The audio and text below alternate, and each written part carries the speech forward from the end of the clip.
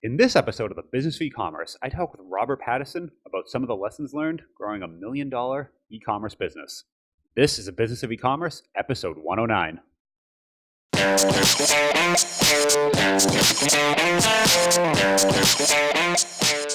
Welcome to the Business of E-commerce, the show that helps e-commerce retailers start, launch, and grow their e-commerce business. I'm your host, Charles Plesky, and I'm here today with Robert Patton. Robert is the founder of SHEATH Underwear, a veteran-owned and operated clothing brand that he started while deployed in Iraq in 2008. I've asked Robert on the show today to talk about some of the lessons he's learned scaling his business over $1 million. So hey, Robert, how are you doing today? Awesome. Thank you so much for having me on your show. Yeah, it's excellent to have you on. Super interested in dig into the brand and kind of how you started. I love talking to retailers that, this is on their whole journey and kind of how they began and where they are now. So first of all, what is the brand? What do you guys sell? And where did you started this when you were in Iraq? You were deployed in Iraq, correct? Yes, sir. I joined the Army in 2006 during the height of the Iraq War. And I was in Iraq that same year, 6 months after I joined. And as you all know, it's hotter than the devil's balls there. If you've heard things, it's very hot. And there's, as guys, we typically, when we get hot, we can get uncomfortable in different places, primarily in your underwear. And it's typically men will have to readjust when it's too hot. Things get sticky, sweaty, uncomfortable. And I was there wearing my full Army battle rattle gear. And when you're wearing all this gear, it's hard to readjust. And so I had this epiphany because I was really uncomfortable. It's not the funnest subject to talk about, it's not or cool per se, but a lot of guys understand, they get the point and get the idea behind the underwear immediately. So what I thought of was, if there was a pouch inside the underwear isolating your boys from your inner thighs, you wouldn't have to readjust. And I wasn't trying to create some $1 million company. I just was trying to prevent myself from having to readjust at the moment, So I literally went to we have little stores in Iraq, little mini Walmarts, and I bought some underwear, some scissors, and I drew out kind of the design that I kind of envisioned in my mind, and I took it to tailor. We had some tailors out there in Iraq because in the Army you have to be, your uniform needs to be fitting you properly. So we always have tailors available, but they've never had anyone bring underwear, I would presume, to have underwear tailored. And so they snickered at me a little bit. They must have thought you were real fancy getting your underwear tailored. Yeah, they were just like, what is this guy doing here? But they made them, and it was a very raw prototype. The pouch was actually too small, and there was a lot of that was in 2008. It's 2019. We've had multiple revisions and generations issued and produced since then. And we didn't even start the company until 2 years later because, like I said, I was just doing it for myself, and as I told other people, just in conversations, they were like, that sounds like a good idea. They got it. Nobody was ever like, that's the stupidest thing I've ever heard of. Every now and then we'll get somebody that's kind of rude in that way, like, I don't wear underwear, but typically during the beginning phase of the conception, people were really supportive and enthusiastic about pushing me to develop it into an actual product. And so a couple years later, we went ahead and did that. And it was a horrible experience. First off, these things don't happen easily. And I had a production in 2010, but it was totally rushed. I was so excited about the idea that when they sent me the prototypes, I was like, it's good enough. I was like, but it wasn't good enough. In fact, it was nowhere near good enough. And it actually ended up setting us back 3 years because I had spent my last $5,000 on this production to start the company. And then when I started handing them out to friends and family, they were like, it's okay. They were like being nice, but it wasn't good enough, like I said. And so I had to go back to the drawing board. And I actually then got out of the Army and went and worked at a tailor. And, What year was that? and this was 2012. Okay. So 4 years later So at that point. yeah, yeah, exactly. You can't just get out of the Army. You have to kind of finish your term of contract. And I actually had gone on another, and this was actually it was actually on my second deployment that the idea came to me. It wasn't even on my first deployment. So at that, I had, I went in 2006, came back, and I was a super soldier, if you will, not to brag, because I'm not, like gifted athletically or mentally or any kind of, I'm very average in every, aspect, height, everything, except maybe my heart. Like I have like a, my desire is probably a lot stronger than a normal person's, because maybe I felt like I always had to try harder in sports growing up, like basketball. If you're everyone else was bigger, faster, and stronger than me, so I always had to,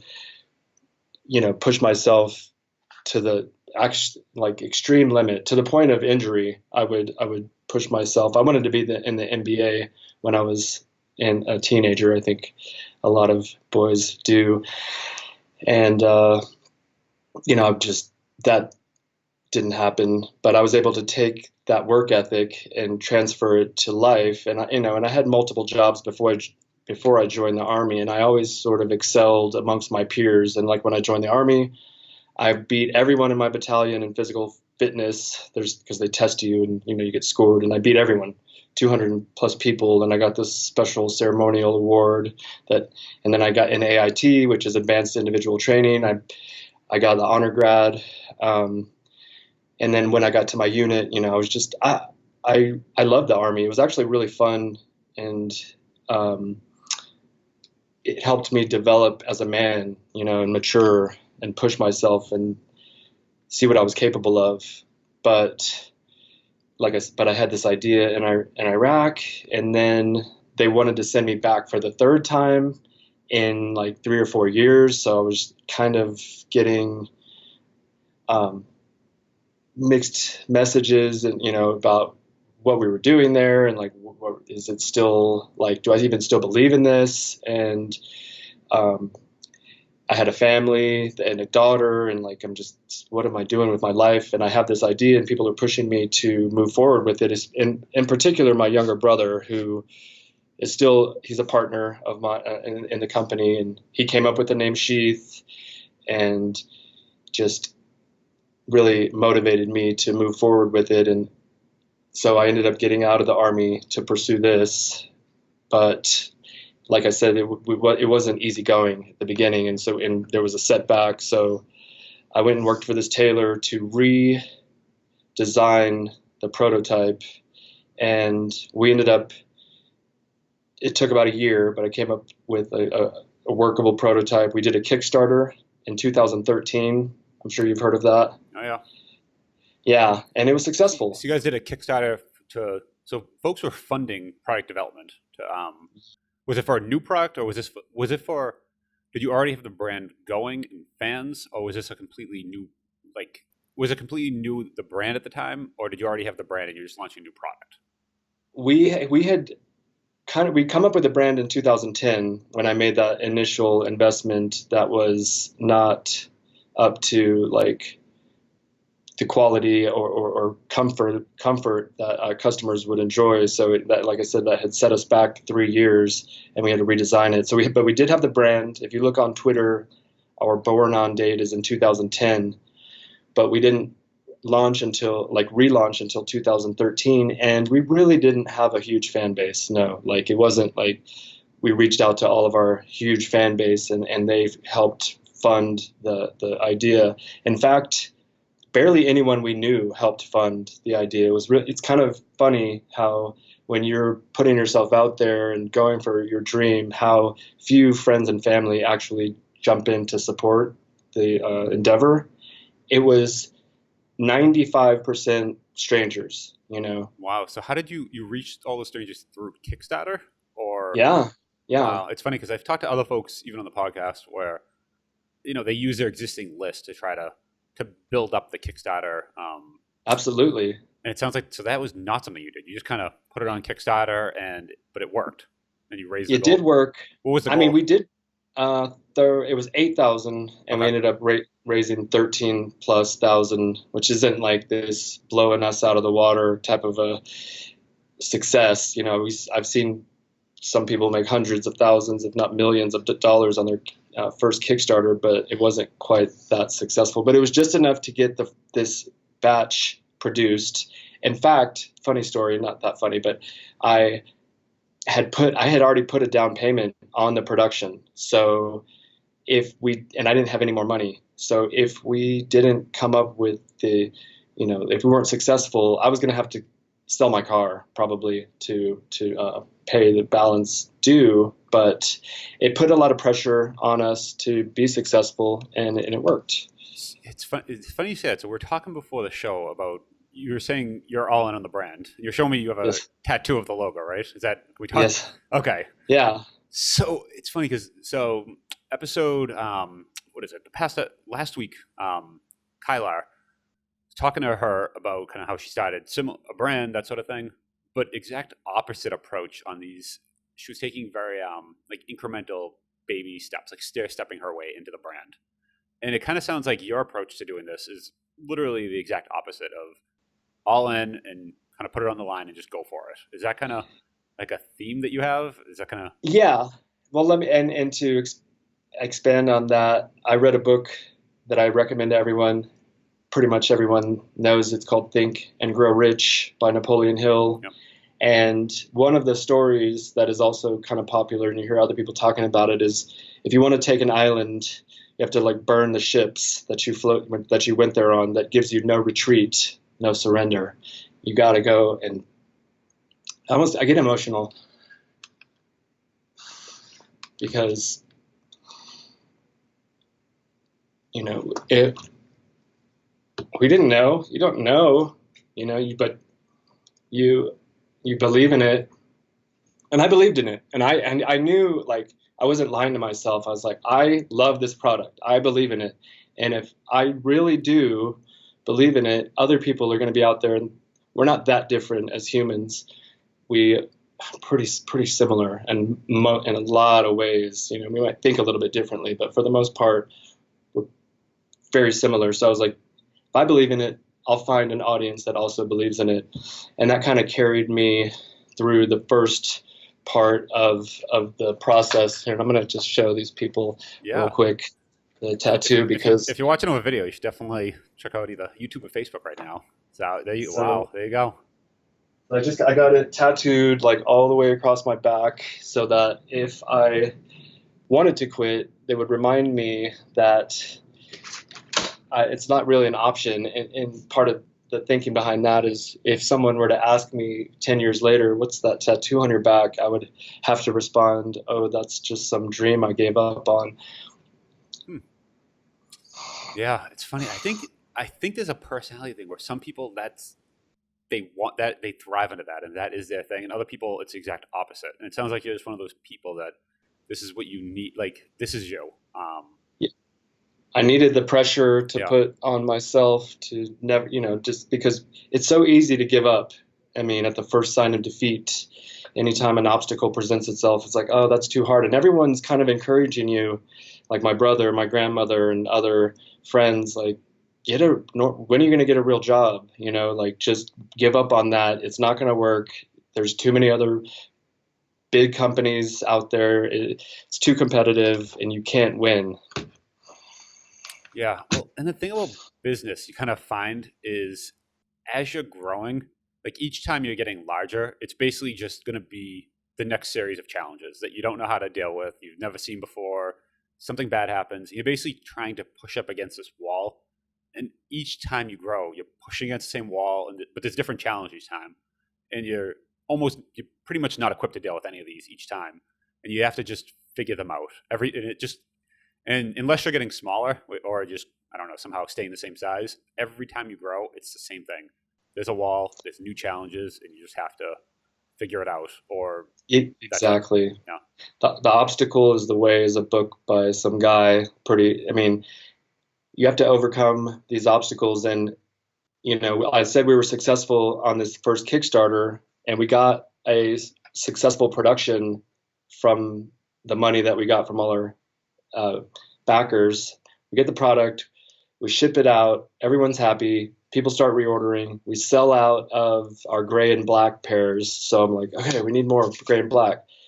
Contact the manufacturer, put in the order, send them all the money that we had made. So now I just sent all the money that we had. And when we got the second batch, it was completely foobarred and unsellable. The pouches were all mangled. I'm like, why did they even send this? I mean, like, why go through with sending it? They might as well have sent me nothing because I couldn't sell it. And what that ended up doing is putting us pretty much back to square one. No product, no money. But I didn't give up. I had the tattoo on my back already at this point, and I was like, regardless, we're going to find a way. And as it would happen, fate intervened, and a manufacturer reached out to us that specialized in men's underwear, and they only made men's underwear. Whereas this other company, I was trying to find somebody to make my product, and I found someone and they made it. But having a specialty manufacturer produce the product was such a huge improvement. In fact, they improved the prototype that I ended up sending them. And so they sent me back this prototype, and I put them on, and it was like angels singing. It was like, oh, they were so comfortable. And I felt this rush of reassurance that I was on the right track, Mm. you know, because it's hard, man. It's Yeah. not easy. It's Well, not easy. Like we still run into challenges every year, I well, know. I like. it's Go funny ahead. you said the obstacle is the way, and I just have to kind of stop there because we didn't plan this, but I literally have a coin in my pocket that actually says that on it. Oh my God, From that, I actually bought it from that guy that I forget his name with that great book, Ryan's right. Ryan's. Ryan Holiday. There you go. So it's a Stoic quote. The impedance, and on the other side, the impedance to action advances action. What stands in the way becomes the way, and that's kind of the theory of that book. I love it. Wow, So I literally carry this around every day. This coin in my pocket. that's amazing. So Ryan Holiday. If you go to his website, you can buy the same coin. So Very cool. I need to not get quite a that. tattoo, but yeah, you should definitely have that. Have one of these. It's great. I mean, it's a valuable message because people typically run away from obstacles when you want to run towards them and face it and overcome it, and that's how you'll become successful. And but you have to have like an unwavering faith in your ability to do that, and it's so like it's hard to block out negative feedback from friends and family who are typically going to be the most negative when you try to do something outside of the norm. They want you going to the 9 to 5 just like them and struggling just like them, and doing it with them.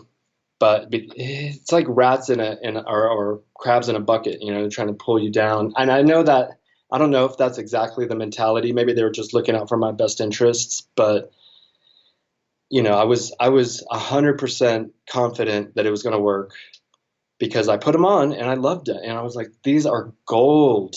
And so what we ended up having to do another Kickstarter that very next year, and it was successful. And on uh, at that time, we did use some of our previous customers. So we were able to more than double, well, not more than double. We got 23,000 on that second Kickstarter that got us our next production. And was that to launch a And new product inside it the was same? this, yeah, it was the same brand, same product, just a better version. Okay, so just V2 of what? So Yes. you had the current list, people that have already kind of bought into the V1, let's say, and you said, hey, we're Yep. redesigning these features, and but we need some upfront capital to make a go of it, and people kind of rallied behind you and went for it. They did.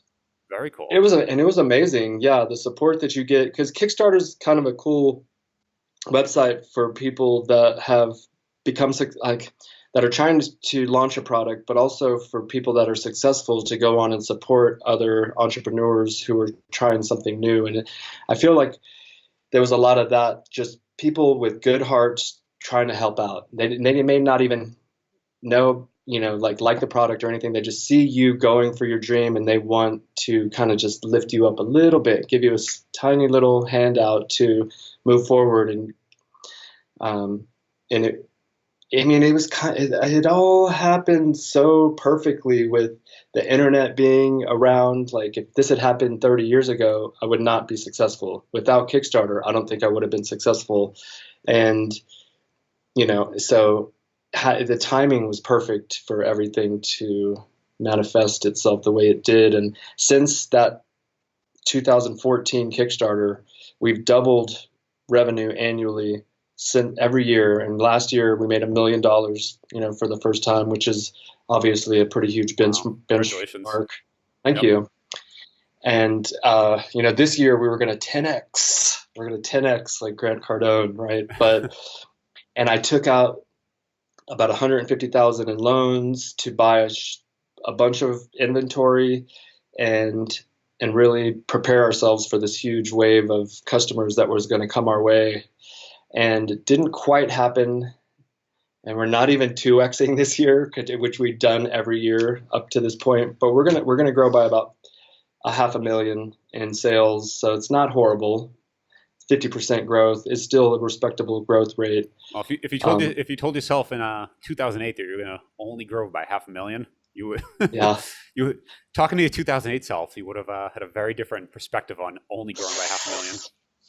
Yeah, my brother tells me that sometimes, but he's like, just like, did you ever think we would be here? And it's like, but it's still never good enough. You know what I mean? Like, it's never, I still want more, because I want to take care of my family and the people that have supported me up to this point. I have a team of about 10 contractors / employees, and I pay them enough to survive, but I want them all to be driving in Lambos, Yeah.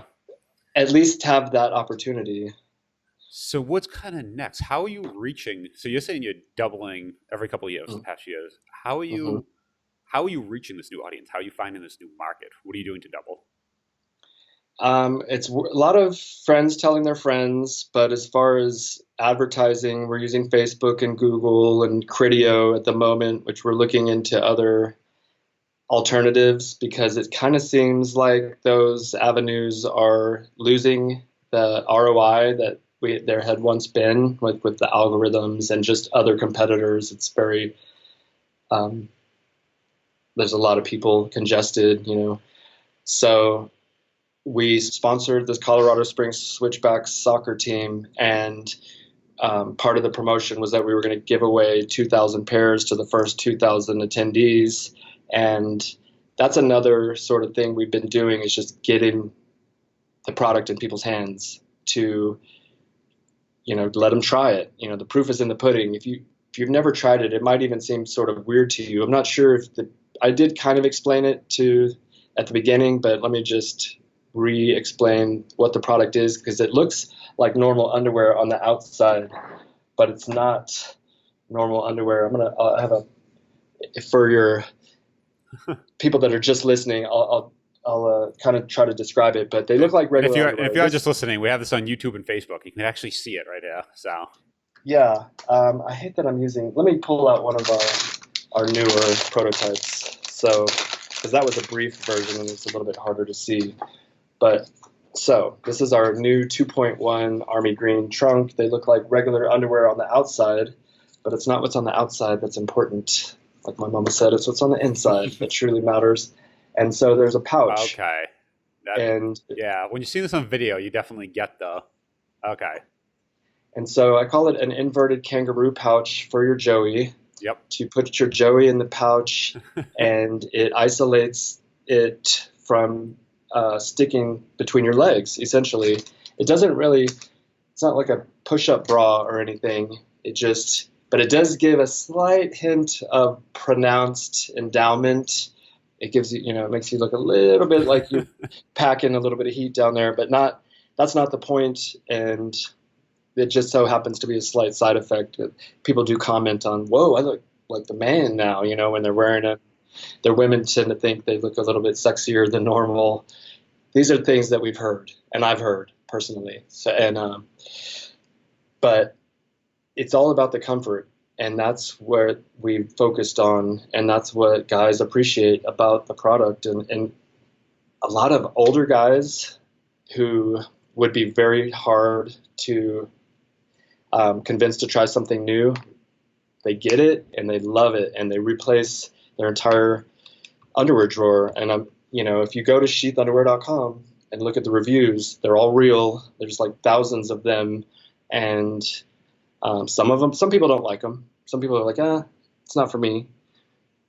But the majority, I would say, appreciate it at least, and around 30 to 50% of our customers come back.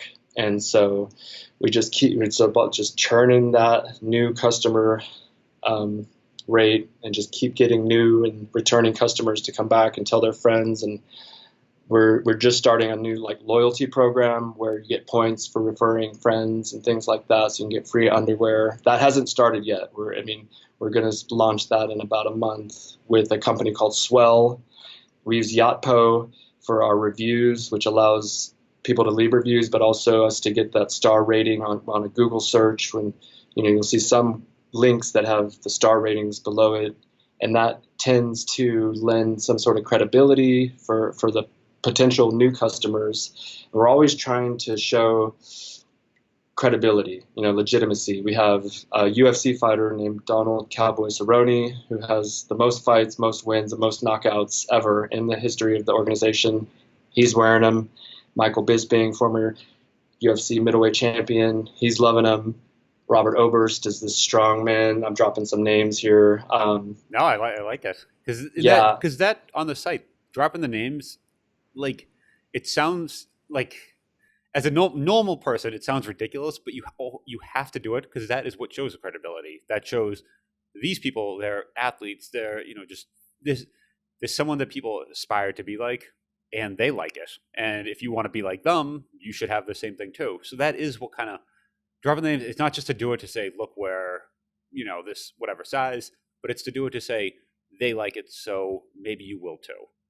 And the way, I don't know about other men, but the way I kind of buy the underwear sock drawer is kind of find one that I like, throw everything away, start over, wear them for X amount of time, and then just repeat the process. If I like that, just find it, throw everything. It's literally, they're all exactly the same age. So I'm actually looking for new socks right now. But once the socks wear out, I start saying, all right, we need new socks. And I just literally disregard 100% of them and just restart the sock drawer. And then it goes on. Yeah. And I don't know if that's typical for how men do this. No, I don't think so. I think it's usually, one by one, or, a few here, a few there, and you have your A team underwear, and then your B bench underwear. And a lot of people, they'll buy one pair, and then they'll literally start washing that pair every day until their next order comes in. And I'm not kidding. You know what I'm saying? That sounds kind of like I'm trying to sell you something. This is just what people tell me they do. And I'm like, really? Our underwear changed your life? They'll say stuff like that. And I'm not joking. It made this one guy feel sexy. And then he starts working out, and, it helped him get the motivation to get back in shape. And it's cool. And so we're kind of also trying to promote that our brand in alignment with a healthy lifestyle, so yoga, meditation, martial arts, and everything that comes with mental well-being, physical well-being. And we want that associated with Sheath. Well, that's kind of when I see the product, right? You start thinking, if I'm at the gym doing CrossFit, doing yoga, even playing football, there's just certain times where your underwear just needs to work correctly. You just can't worry about that. You do, when you're in the middle of playing football, you can't think about that. That's just not something, but it gets in the way. When you're at the gym in the middle of, CrossFit, doing like an Ironman type, you cannot worry about that. So this is just Yeah. something you need it to work and not fail in those times. And I mean, one of our sales pitches kind of is like it allows you to focus on the task at hand. We promote to hunters and fishermen, also outdoorsmen, and like so if you're casting a line and if you go if you go to like readjust, you might miss the hook, Yep. because or there's a shot that you want to take for on an animal or whatever, and you take your hand down to readjust, then all of a sudden, you miss the shot, and it really does prevent that typical irritation that we get that forces us to readjust. You might be trying to meditate, and you're like, okay, now I got this itch. You got to reach down and like unstick, and so this takes that step out of the process, and you can just focus on what you're doing. Is that market segment something that you knew going into this, or did you like? Was this something you just kind of stumbled on and started through iterations, or did you know we're building a brand for these people, or was this just you thought you were building a brand for you and just kind of found other people like you? How did that kind of? What direction did you take that? I mean, like I said, it was originally just for me, and then a couple of friends, I was handing them out.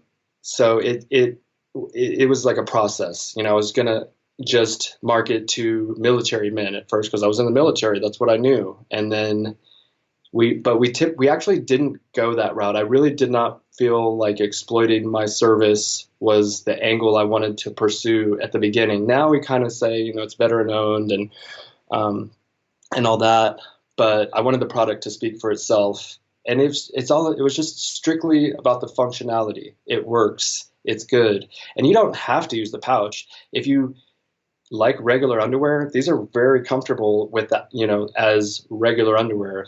And you just don't put yourself in the pouch. And then they're essentially regular underwear, Hmm. you Okay. know? Yeah, I mean it's and also you say the word exploiting. You're not necessarily if you can help a certain customer segment, it's almost like your job to do that.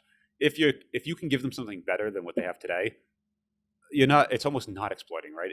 It's not exploiting. It's literally like helping someone in a way that you're uniquely qualified to do, and that Yeah. sounds I like what you mean, can do. and I was there. I wasn't. I did 2 tours in Iraq. I'm not. I did the service and honorably, and I killed it. And I would do it again because I feel like it really put me through like a challenge that helped me develop like as a man, is which I feel like I feel like every man should go through some sort of military training, even if maybe not deploy, because then you get a little bit of PTSD. And I saw way too many dead bodies and you don't want to get into that. And it's hard for me to sleep at night, just saying. But I'm actually going to get hypnotized later this afternoon to help with sleep because for whatever reason, I have like a really tough time sleeping. And it's probably partially related to seeing like hundreds of mutilated dead bodies, which is a hard. Anyways, we don't need to get into that. Sorry.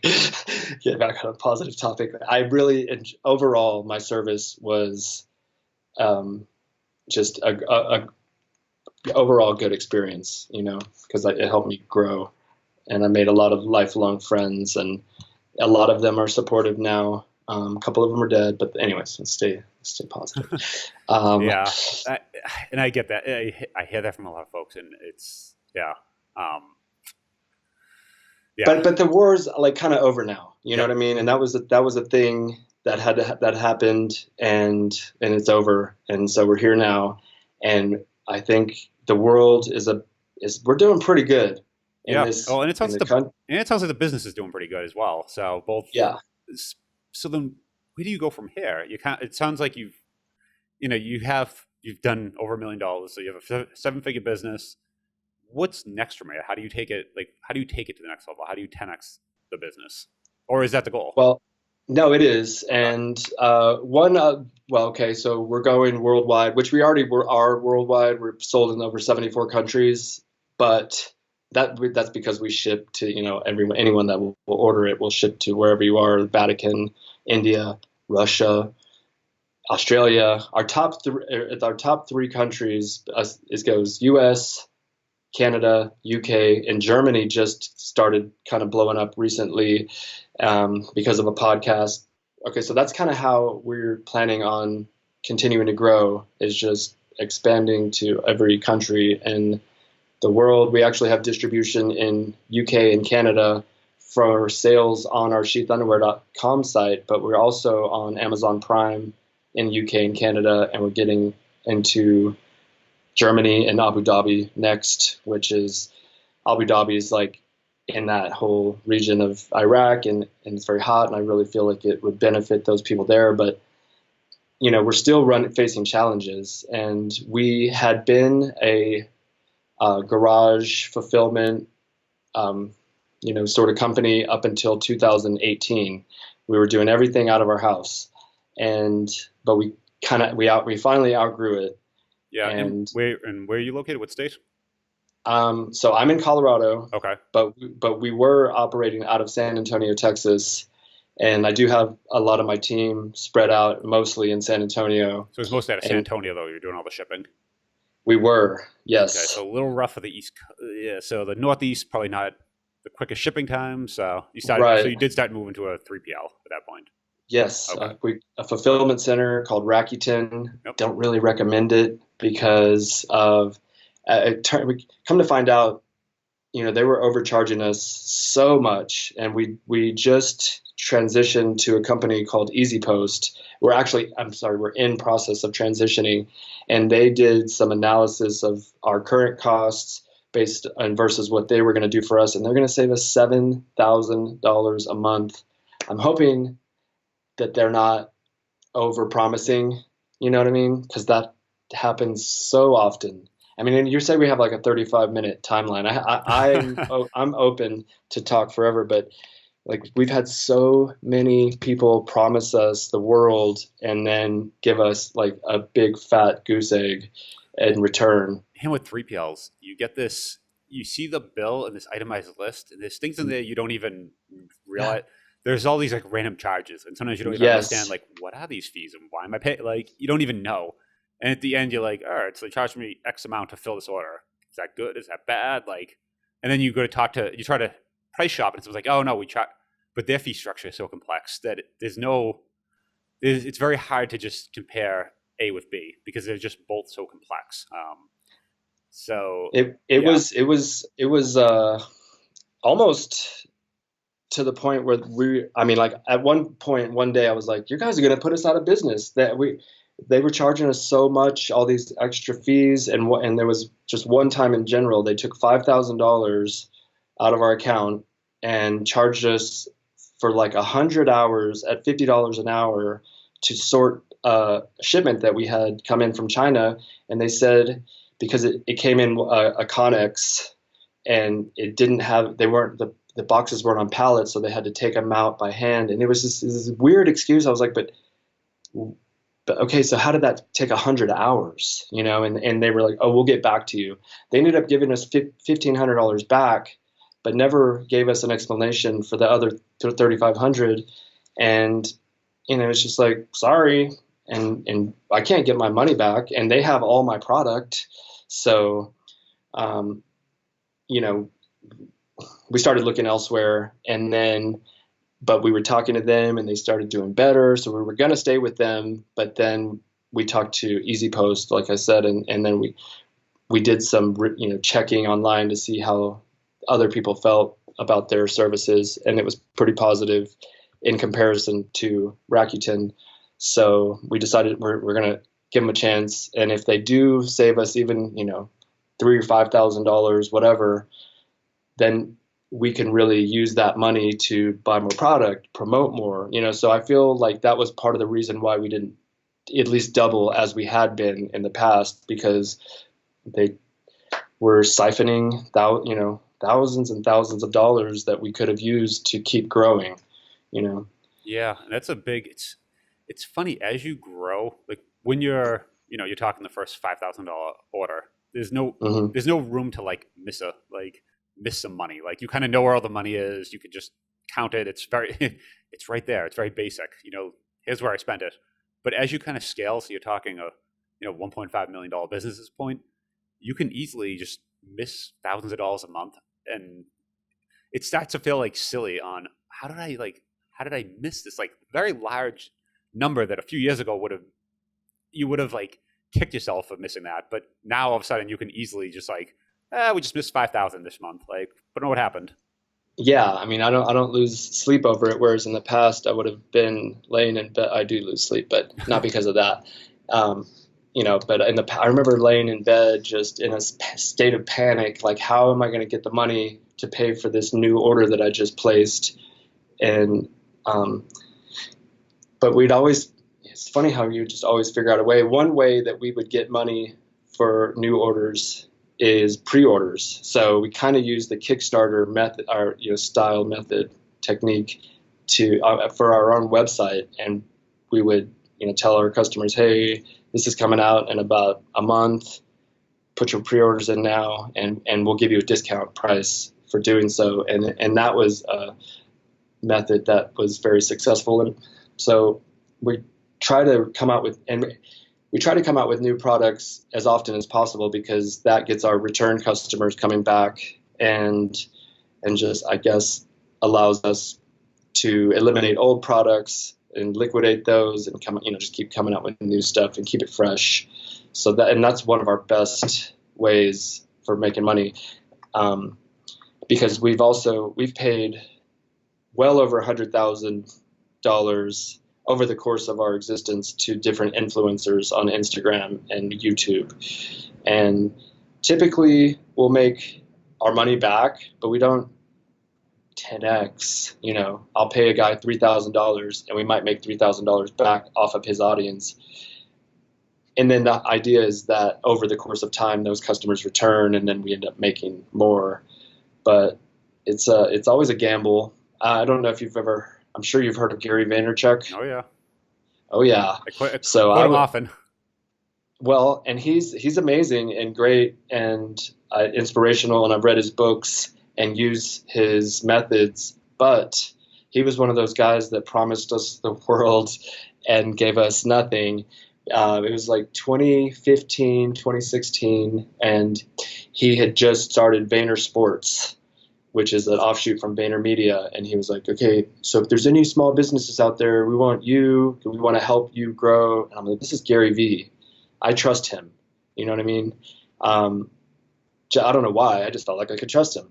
And he didn't directly lie to me in any kind of way. So it wasn't him, but it was like the overall organization. He had some of his team reach out to us from Vayner Sports, and we're so excited. Like, it was like, we get to work with Gary Vaynerchuk. He's like the man. And the promotion that they suggested to us was a pre-ESPYs party in LA, where all these NBA and NFL players were going to be, and we were going to be the VIP sponsors of the whole event.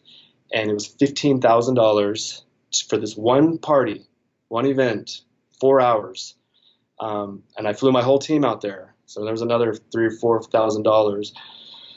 And we get there, and we were one of 20 other VIP sponsors. And I met Robert Ory, who was a great pro basketball player back in the day. But that was the extent of the value that we got from that event. Like, I didn't get any contracts or any. It was nothing. It was the weirdest thing. So it just, like, I come back home, and I have other business owner friends, and they don't spend money on advertising. Then I'm always spending money on advertising, and and that was just another, like, experience that they pointed to as to why they don't like advertising, because they don't get the return on the investment. And I just lost 15 grand, and it is what it is. We just, you got to be very cautious with working with people that are promising you more than what is. Yeah, I feel like it was too good to be true. Yeah, and sometimes with advertising, it feels like unless you've done that particular type before to that particular audience and that particular, unless you've really done exactly that before, and you're like, all right, now let's double this. Like, we know this works, let's double it. But the first time you almost have to think of them as experiments, right? Because you don't even know what's gonna, like, it's literally, and if you're okay with experimenting with, 1,500 or 15,000, whatever that number is, it's just, you almost think of it as, I'm just seeing what happens with this. Because the first time you try almost any form of advertising, it's just like it's a crapshoot. And after It's you a kind of gamble. dial it in, then you either know, hey, this is great, I want to double and triple, or this is not so great. Let's kind of dial it back here. But that's kind of what I found with advertising, that every time that initial test, it's just an experiment, and experiments, some succeed, some fail, but it's okay. But either way, you learn, and if it failed, at least you learn what not to do. And you learn Yeah, sponsoring parties in LA might not be the thing. that was not the one. Yeah. But and to elaborate on that, it's interesting because we do use Google and Facebook, and those are our primary advertising methods that are consistently every month. We spend about $7,000 a month on those two. But every time, like, we'll see one of our ads is killing it. Oh, we're 10xing on this one ad, and this, on ROI on this one ad is like great. So we go to double it, and then all of a sudden it drops down. Yeah. So it's like, and that happened with Google recently. We were 7xing on our Google ads, and so the company running our and they're a good company. I'll promote them, White Shark Media. I think they do a good job, but they were like, we're doing great. Let's go ahead and increase budget, and we'll double revenue. And when you double spend, so we just went from like 1,500 to 3,000 on that particular promotion, and our ROI went to 2. So then all of a sudden it's 2 to 1, and it's like I could have just stayed where I was.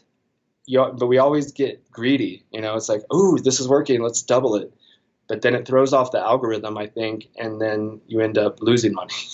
Yeah, I mean, at some point you're probably saturating all the easy, kind of the low-hanging fruit, and then to get the next level up, it's just a lot more.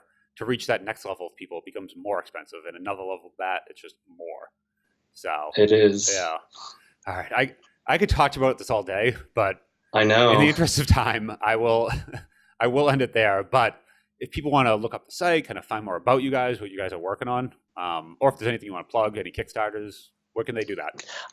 Let me just reiterate, sheathunderwear.com. We are on Amazon Prime, but if you use eCommerce, which business for what's the show called exactly? The Business of eCommerce. Exactly. So if you use eCommerce a promo code during checkout, we'll save 30% okay. on your first purchase. So if any of your listeners want to go to sheathunderwear.com, when you go to checkout, put in that code, and we'll save 30% on your first purchase. You can give us a shot. We do have a 100% money back guarantee. So if you don't like them on your first pair, don't buy 10 pairs. We're not going to give you all your money back on that per se, but on your first pair, if you don't like them, we'll just give you your money back. You don't have to send it back. That's how much we believe in the product. I got it tattooed on my back. I'm head to toe sheath. We actually have some socks coming out, but that's not probably till next, or maybe like next year. Got some hoodies coming out, and just a bunch of new styles. So like 13 new styles will be coming out here right before Christmas. And if you check our Instagram, please follow us at Sheath Underwear on all social media, but Instagram in particular, we got a really cool page and a lot of big names you might see. And we really appreciate the support, and we'll support you. You support us, and it's a win-win on all. And when I say we'll support you, I mean the underwear will support your boys. Awesome. So, all right, people should check that out, especially on Instagram, because it's a product you definitely want to see. So. Cool. Yeah. Thank you very much for coming on the show. I definitely appreciate that. Thanks, Charles. I really appreciate you taking the time out of your day to have me on, and we can do it again anytime.